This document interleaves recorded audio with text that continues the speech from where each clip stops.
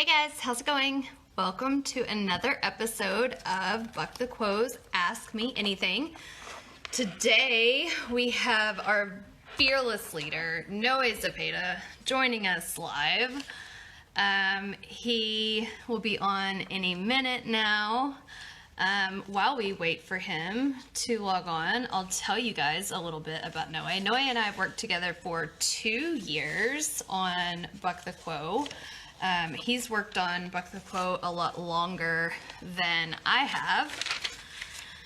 And looks like we're getting a few people joining in. Sweet. Noé has lived in Idaho for 5 years. He has worked in over 20 states. He has 2 very handsome dogs. And what else about Noé? He's very funny, for those of you that don't know him. He asks a lot of questions. He's originally from Chicago. He has a great passion for education and just children and teenagers, young adults, helping people find their way. So with no further ado, we will get him on here. There he is.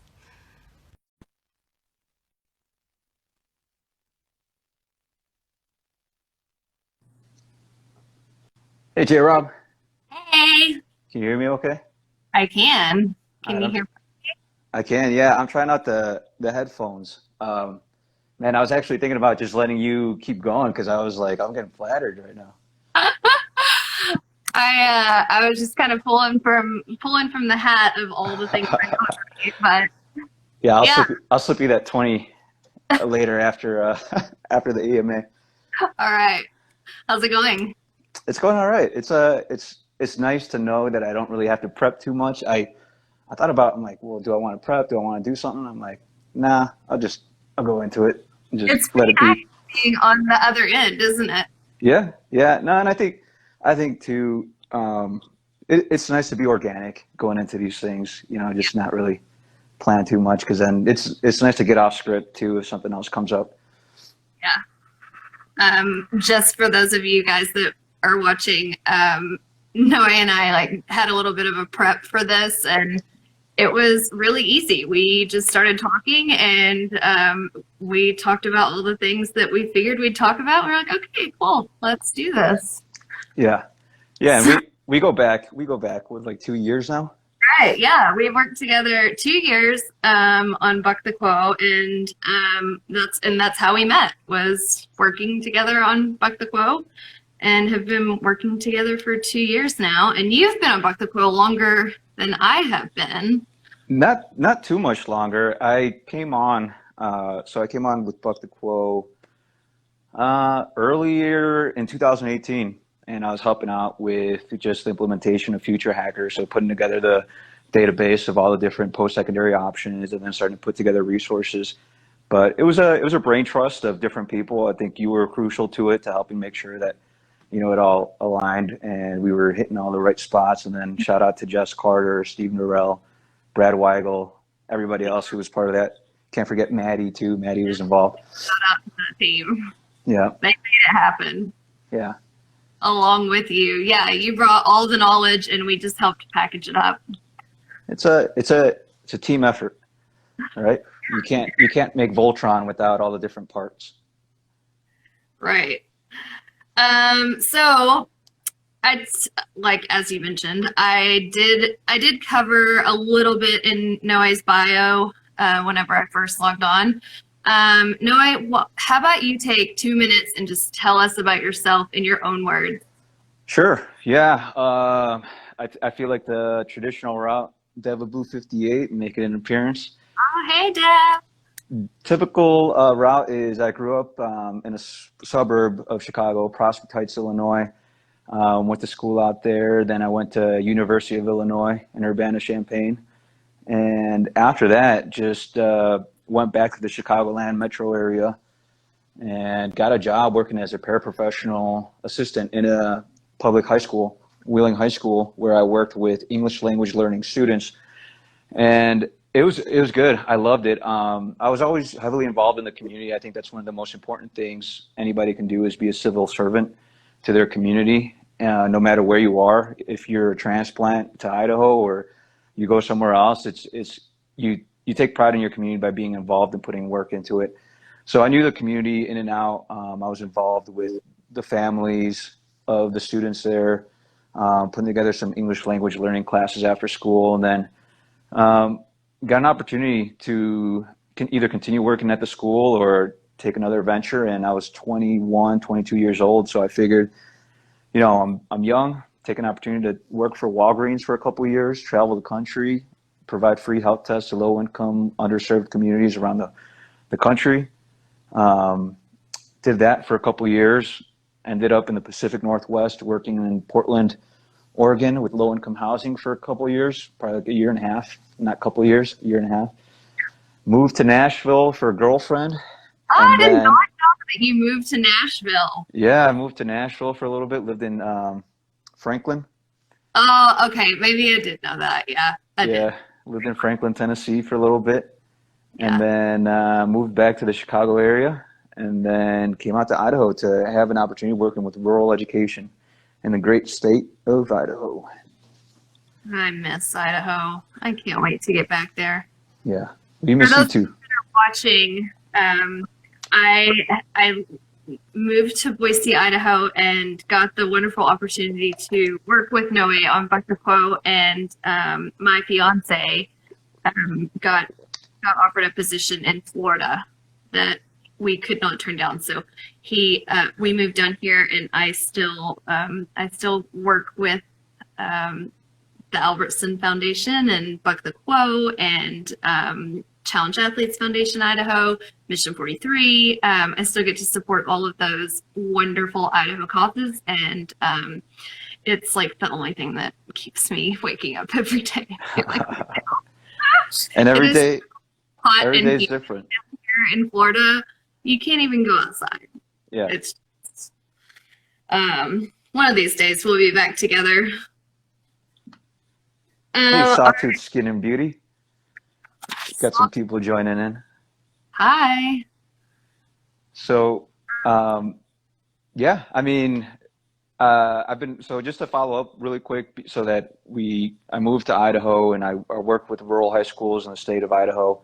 Um, and what I did was I helped high school teenagers who didn't necessarily want to go to a four-year school or didn't necessarily know what they wanted to do, have some experiential learning opportunities, getting some field trips under their belt, making connections, networking with different employers who wanted to hire talented individuals. And we would line them up with technical certificates, associate's degrees, or just the training and the skills that they needed to get out into the workforce.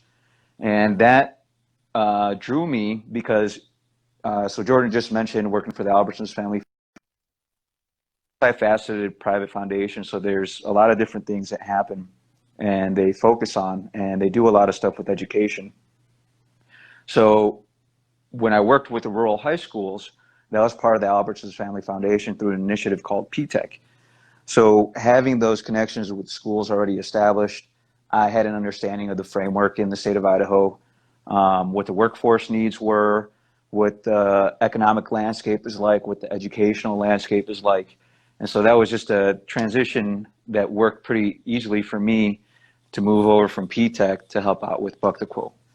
And that's how I ended up with Buck the Quo. Nice. I don't think I even knew exactly how that happened.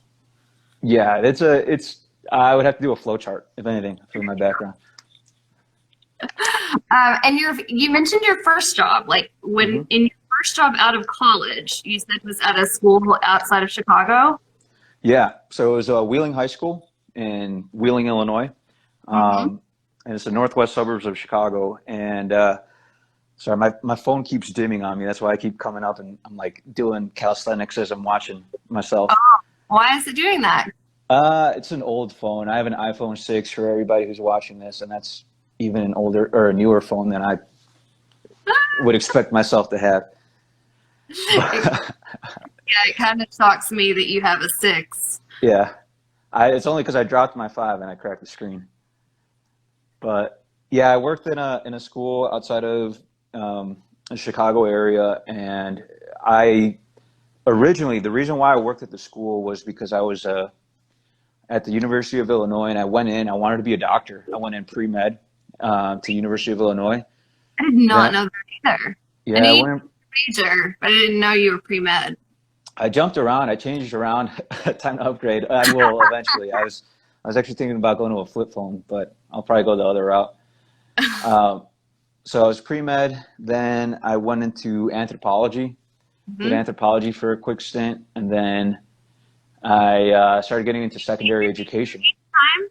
I changed my major several times, but because I had taken a couple AP classes when I was in high school, so I got college credits, and so I didn't necessarily have to take like math. I didn't have to take English classes. I didn't have to take like the basic standard sciences. So I just jumped around. I was taking gen eds at the same time. So main thing was knocking out the gen ed so I could try out different majors, see Mm-hmm. what I liked, and I fell in love with history because I really got attached to a teacher or a professor that I had. And then he kind of took me under his wing where he wanted me to go to grad school at the University of Michigan.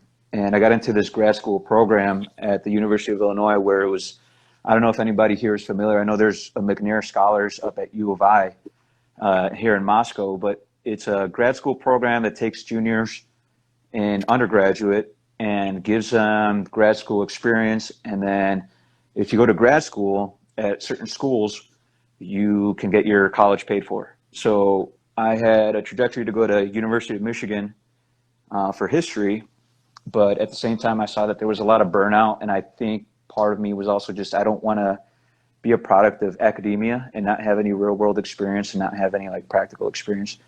So I took a year off, knowing that I probably wouldn't go back into school, Mm-hmm. and I think it just having the experience working at the school and in a public school setting, being on the other side of the fence, kind of opened up my eyes, and it told me that I didn't necessarily want to go to academia or Mm-hmm. grad school right away. I wanted to get some real world experience under my belt, do different things before I had to commit myself to a long term responsibility.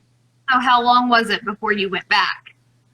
So I never went back to grad school. Oh, you did. I never went to grad school. No, I just started working, and then you get the paychecks, and then you start buying stuff, and then you start realizing, oh, it's nice to have But I money and feel not like have I to don't take know it. you at all. Yeah. I thought you did go back to grad school for some reason. All right, Devin Boo has a question. Do you have any tips on people who switch majors and like not wasting any credits? So like Yeah. I some I like tricks of the trade. definitely. I mean, I kind of just I lucked out in the approach that I took. I mean, the main thing is taking gen eds, and now you're given an opportunity. If you're in the state of Idaho, there's this thing called advanced opportunities. If you're a public school student, or if you're a private school student, you can actually sign up for a couple classes at a public school, and there's a loophole, so you can take advantage of advanced opportunities, even if you're homeschooled. So you don't have to go to that public school to take a class that gets you college credit. That's Correct. offered at that public school. Yeah, there's a lot of different opportunities. So the tax payers fund that. So if you're in the grades of 7 through 12, whether you're private school, public school, or homeschool, you can take advantage of it. Talk to your counselor, or if you're homeschooled, talk to a counselor at the local public school, and you can get classes, college classes, as a high school student paid for by taxpayers. It doesn't mean take advantage of it and like, or just use the opportunity and not really for your benefit. But you knock out some gen eds, you're saving $300 per class, and depending on how many gen eds you knock out, it makes it cheaper for you at the public institution that you go to. It's going to be different at each school. So let's say Devil Boo, you go to College of Western Idaho, where college credit is a lot cheaper. It's 100 plus. Whereas if you go out of state to another institution, whether it's private or public, you could be paying $300 plus. Right. So you got to factor that into it. But then also, I would, if you are on the fence of switching majors, take gen eds, take one or two classes in a major that you're interested in, work with that professor, go in for office hours, It's going to be a little bit different now with online classes, but get a feel for it. Talk to other classes or other students who are in that major and see if it's something that you really want to pursue. But in the meantime, just keep knocking out those gen eds if you haven't already knocked them out while you're in high school. Hey, I have a question, Noé. So Mm-hmm. you did the college credit thing whenever you were a junior and senior. I did the college credit thing. Almost had all of my gen eds knocked out by the Yep. time I graduated high school. Sometimes when I look back, I think I didn't give myself like the true experience of like exploring gen eds and doing just what you just said, like, you Mm-hmm. know, seeing what's interesting to me. Like I was more like I was on a mission. I'm going to finish my gen eds so I can graduate earlier. And Yeah. I feel like sometimes like we get really excited about like just getting ahead and we kind of miss the experience. Did you ever feel like that? No, I mean, I think everybody's different, and I can't say it's going to be like my personality is, or at least in high school and in college, I was a very big no regret person. Mm-hmm. So I wanted to try different things. So I afforded myself a pretty good balance of trying to focus on my academics while also being involved in extracurricular activities. I was a president of a fraternity. I was on chairs for like different um, volunteer programs. I got involved with the community. I did volunteering when I was in high school and college. So I gave myself that opportunity. Plus, I also worked. Yeah. So you just have to know that you're always gonna have to sacrifice things based on what you want to do, and you also have to know what your threshold is. I wouldn't say burn yourself out, but know Yep. when to, say, okay, I think I'm at a comfortable point here. Don't spread yourself too thin, and just do what it is that you want to do. Like, I mean, there's people who maybe just want to go out and get into the workforce, so they're just knocking out credits. They're trying to Yeah. get the degree, or they're trying to finish school as quick as they can so they can get out there and start working. And there's other Right. people who have a little bit more leniency with that. So, I but just think know that your balance. back, at the time I knew I wanted to go into nursing. Like that was, I'd already decided at that point, at the point I was a junior in high school. And, well, if you've watched the episode where VJ interviews me, you know that I've since changed career paths. And I have a few things that I wish I would have done differently, but life is life. And I think that's more of like a philosophical question of like, did you move too fast or did you plan too much? But I definitely had a plan then, and it was efficient to knock it out and to do it in an environment that I was really comfortable in, and sometimes through teachers that I was comfortable with too. Some of my high school teachers were college professors, so that worked out really well as I transitioned into taking more college courses like in the next couple of years. So Yeah, we talked about that a little earlier. So when we were on the call, we were just talking about like, do you know plans, right? Do you think that when you get to a certain point, okay, this is it, I've reached the point A of my plan that's going to get me to point B. right. But I think in terms of when we were talking earlier, I said, I think the more experience I got under my belt, the more I realized that plans aren't going to follow through all the time, and you're going to zigzag. But I think the thing is that was a weird enunciation, zigzag. Um, but I think the thing you realize is that it's not so much sticking strictly to a script, almost like this AMA. It's knowing how to navigate through it, right? Knowing how to learn from the opportunities. And I think I was just listening to a podcast the other day, and it was such a simple way to put it, but it's almost like you're just trying things out. You're Yeah. trying things out. You move to Arkansas, or you move to Idaho, or you get into a relationship, or you start a new job. You're trying it out. It doesn't mean that is you're set in stone, that it's forever. It's okay to look at things and try them out. Buying a new car, you're trying it out. Buying a new jacket, you're trying it out. So everything is just trying it out. Yeah. Yeah, that's a good way to look at it. I wish I would have been easier on myself in the past, and looked at it that way, because I like spent years thinking like, oh, I should have done this or I should have done that, and yeah, you got to be gracious with yourself. Like, I don't think anybody that we know, any of my friends, anybody that I work with, like, had like a true, clear, like, 10-year plan and executed like perfectly. Mm-hmm. And like, I have a brother that's a senior in college right now, and he goes to Belmont University, which you may or may not know. Out in Tennessee. Yeah, liberal arts school, out in Nashville. And we were talking about this earlier too. Those school tuitions haven't changed any, but the college experience has changed a lot.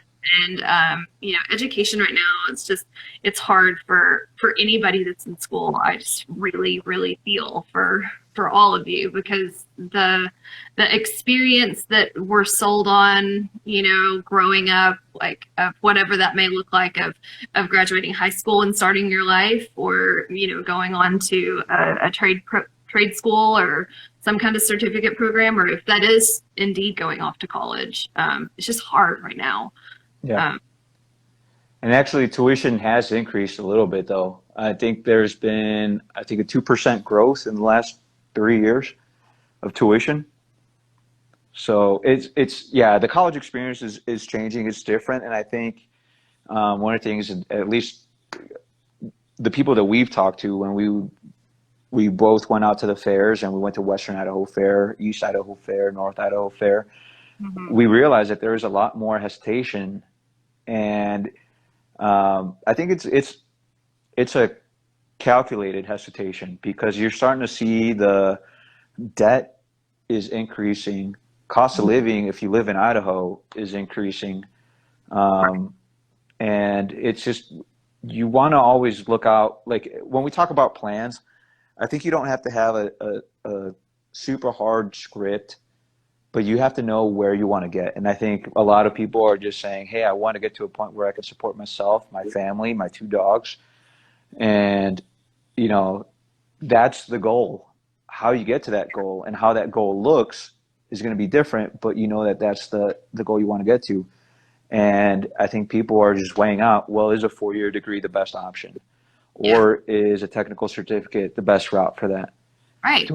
So, because a lot of trade, like a lot of careers that are started through a trade school or a certificate program, like, at least get you in the door at a level that you can make ends meet. And your desired level of, comfortable living, your income goal may be up here, and you may need a little bit more education, but you can at least start working, grow to that salary range where you really would become most comfortable.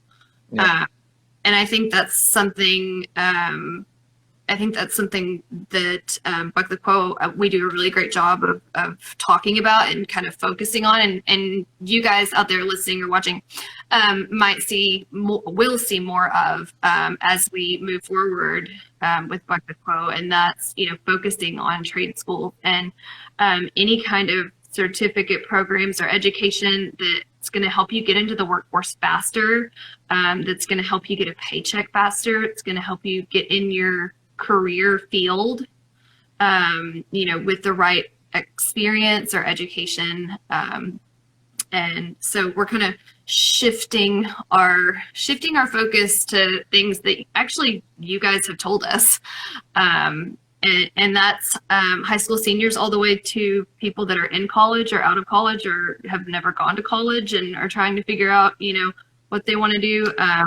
It's just a odd time to navigate and understand all of the options. That's what we want to focus on for you guys, is to help you guys understand what your options are.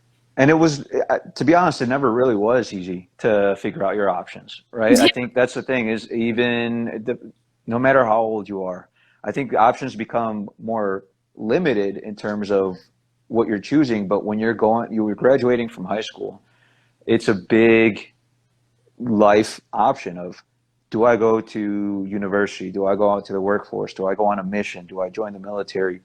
Do I work for my dad? Do I relocate for a loved one? So it's these options when you're 17, 18, 19, that's the first big decision for a lot of people. And it's daunting. And it's never going to be simple. There isn't an algorithm for it. And everybody is different. Like I'm saying, it's just one of those things, but this is why Buck the Quo exists. This is why Jordon and myself and Chris Watts and everybody else who works on Buck the Quo, or even works at your school or as your peers, is they're all in the same boat, or they've been through the same boat, or they're going to go through the same boat. Yeah, I guess can't really go through a boat, but you're going to be on the same boat. But I mean, it's one of those things that it's human nature. You're always going to have uncertainties, and I had the toughest decision. I'm constantly at this point right now because I'm trying something new that I've never done before, and that's building a sunroom. And it's a lot of step-by-step evaluation. I've made a lot of mistakes, and I get frustrated. It's expensive, but I'm learning, and the next time I build a sunroom, it's going to get easier. Or the next time I build a shed, it's going to be easier. But it's one of those things that, again, you're trying it, right? You got to give yourself that opportunity. It's okay to make mistakes. It's okay to screw up. But your intention isn't to screw up. Your intention is to benefit yourself. And fail forward. And they're only benefiting yourself by moving forward. Correct. Yes, correct. I did not know you were building a shed. I thought last I heard it was just a fence and. So I did build a fence. I built the fence, and I'm working on my driveways right now. And then I'm building a sunroom.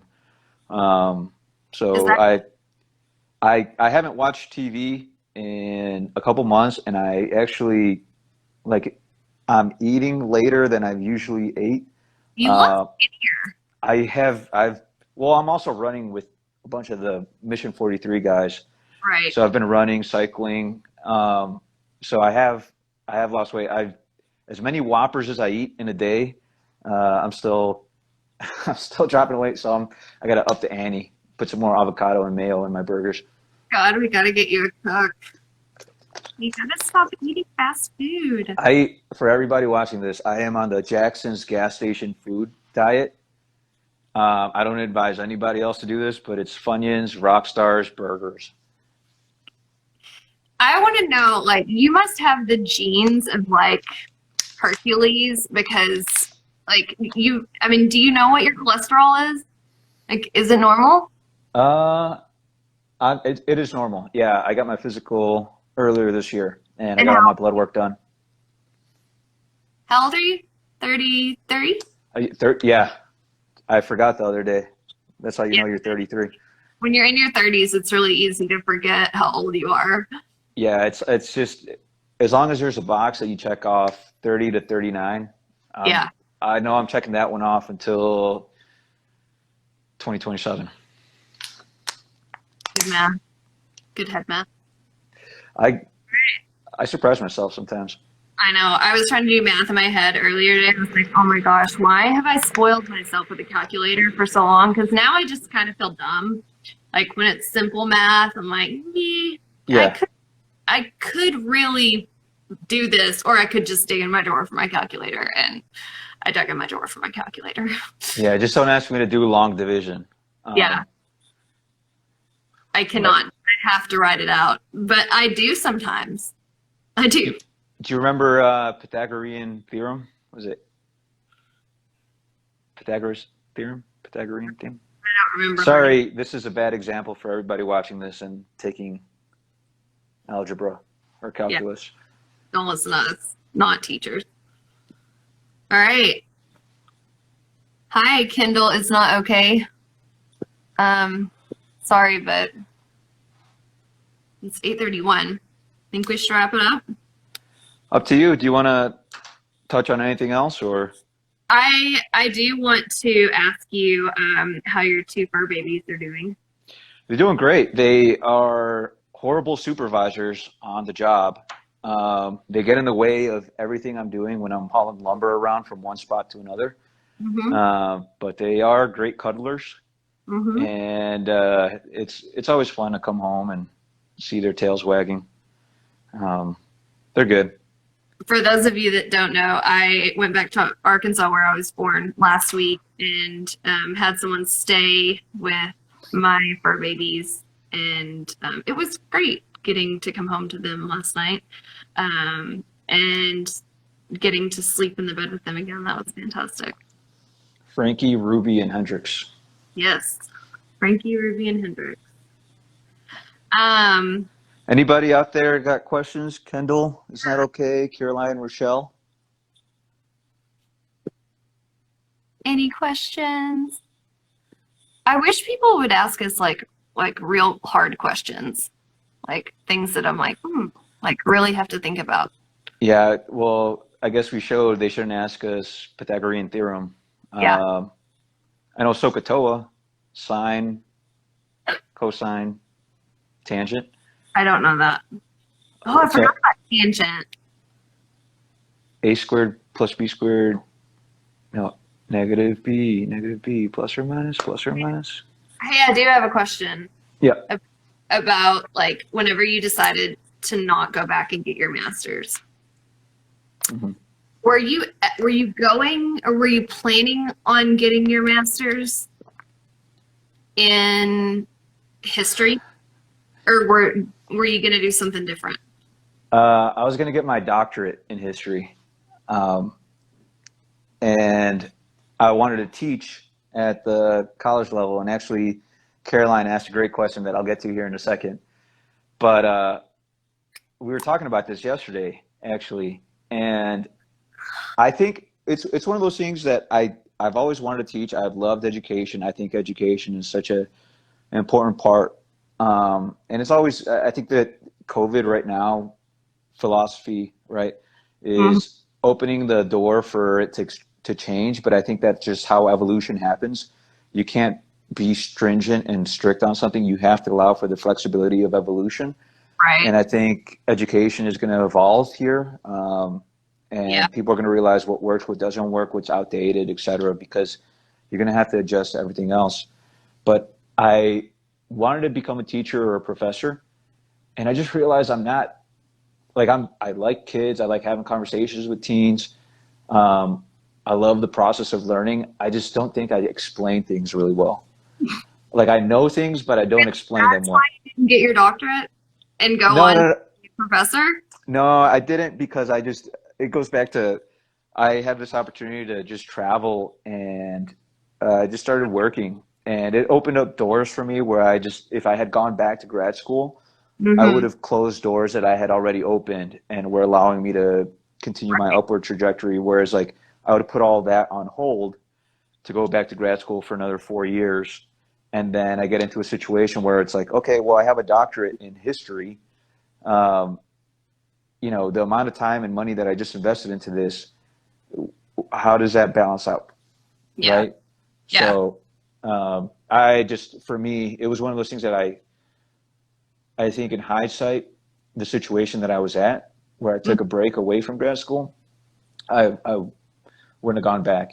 If I had gone directly to grad school, it would have been a completely different life. But it's something that that was an option for me. Caroline, just 1 second on your karaoke question, because I do want to answer that, or want Noé to answer that.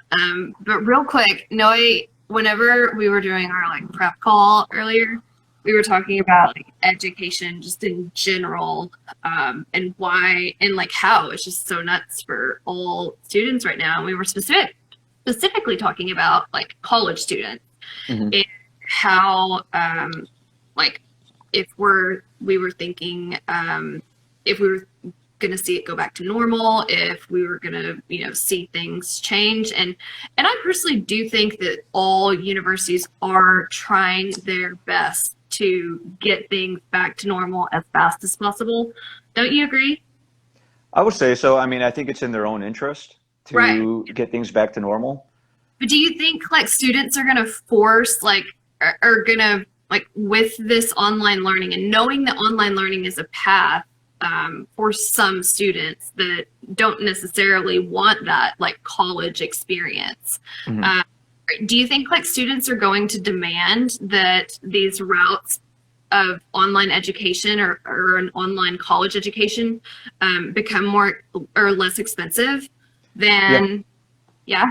you're seeing that now. I mean, you're seeing there was a report that came out in June, and I think it was looking at the number of students who were hesitating or reevaluating their plan to go to college, especially if it was out of state or out of town, because it costs money, right? If you're in Idaho and you want to go to University of Washington and you have to relocate, you're going there for the experience. Right. Online instruction is a completely different beast.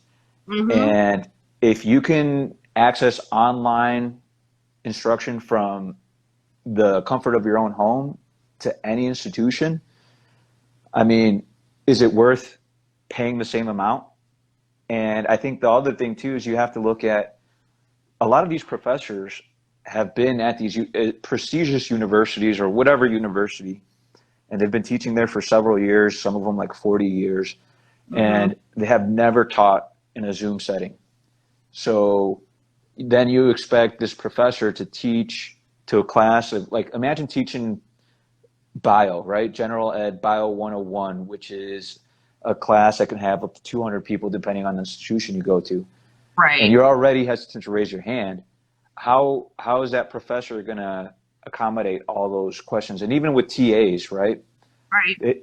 It just disrupts everything. And you're seeing it. Teens or young adults or anybody who wants to go to college is like, well, if I'm going to pay that much for online instruction, I'd rather just go save myself money and go to the University of Idaho, which I think U.S. News just ranked as top 39.